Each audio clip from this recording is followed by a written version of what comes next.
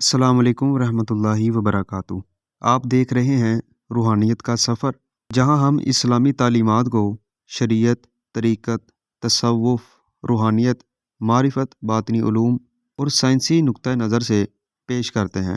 हमारा मकसद है कि आपको दीन इस्लाम की गहराइयों और रूहानी पहलुओं से रूशनास कराया जाए, ताकि आप हक़ और बातिल के दरमियान फ़र्क को बेहतर अंदाज में समझ सकें। आज की वीडियो में हम किस चीज़ पर गुफ्तगू करेंगे वो हम आपसे बयान करते हैं। आज हम दज्जाली फितना पर रूहानी नुक्ता नज़र से बात करेंगे, यानी दज्जाल के फितने की अहम निशानियाँ क्या हैं। आज हम सुनेंगे रूहानियत के इल्म की रोशनी में दज्जाल का किरदार कैसे समझा जा सकता है, दज्जाली निज़ाम के रूहानी और नफ्सियाती असरात क्या हैं, कुरान और सुन्नत और तसव्वुफ़ की रोशनी में दज्जाली फितने से बचाव के तरीके क्या हैं।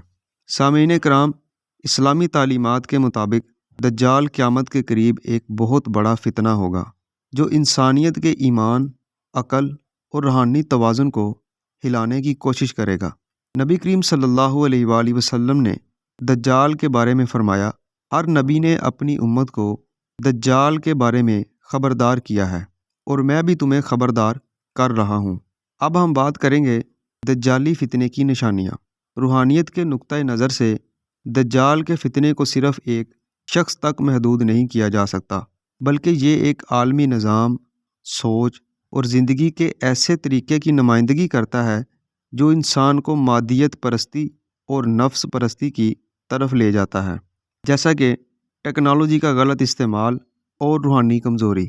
अगर हम टेक्नोलॉजी के गलत इस्तेमाल की बात करें तो दज्जाली निज़ाम में टेक्नोलॉजी इंसानियत की फ़लाह की बजाय गुमराही का सबब बन सकती है, जैसे मस्नूई ज़हानत और जेनेटिक इंजीनियरिंग का गलत इस्तेमाल।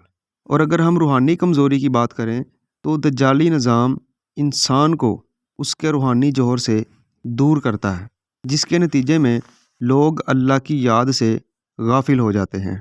अब सवाल यह है कि तसव्वुफ़ की रोशनी में दज्जाल का किरदार क्या है। तसव्वुफ़ के मुताबिक दज्जाली फितना इंसान के अंदर मौजूद उन बातिनी कुव्वतों को कमज़ोर करने की कोशिश करेगा जो उसे हक़ तक पहुँचाती हैं।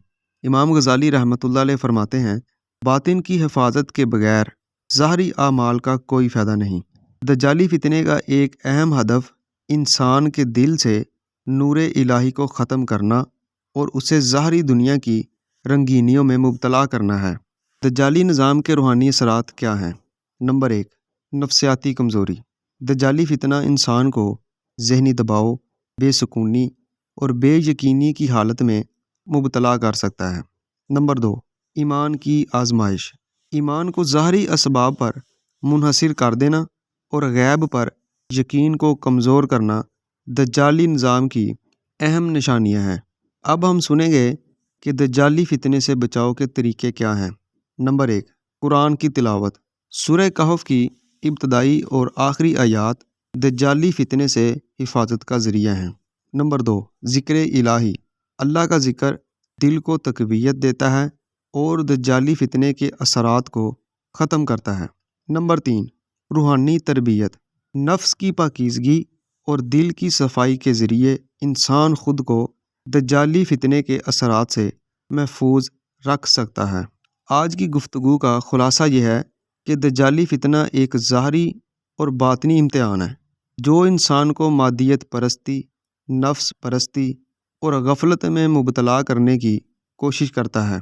रूहानियत और तसव्वुफ़ हमें ये सिखाते हैं कि अपनी अंदरूनी क़ुव्वतों को मजबूत करें, अल्लाह से ताल्लुक़ कायम रखें और कुरान और सुन्नत के ज़रिए अपनी ज़िंदगी को संवारें। अगर आपको आज का मौजू पसंद आया है तो हमारे चैनल को सब्सक्राइब करें और मज़ीद वीडियो के लिए हमारे साथ जुड़े रहें। अल्लाह पाक हमें हक़ पर कायम रखे। आमीन।